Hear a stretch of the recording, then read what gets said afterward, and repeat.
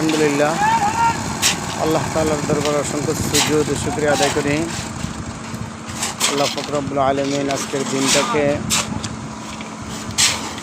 যথেষ্ট সুন্দর রেখেছেন, যা আমাদের মাদ্রাসার পাঁচতলার ঢালাইয়ের জন্য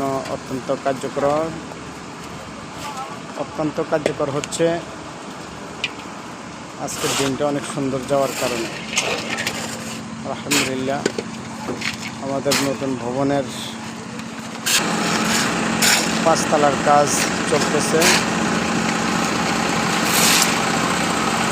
আমাদের সাবেক বিল্ডিং আর এটা আমাদের নতুন বিল্ডিংয়ের কার্যক্রম চলতেছে। ইনশাআল্লাহ সবার দোয়া এবং সবার সমর্থ অবশ্য দোয়া কামনা করতেছি।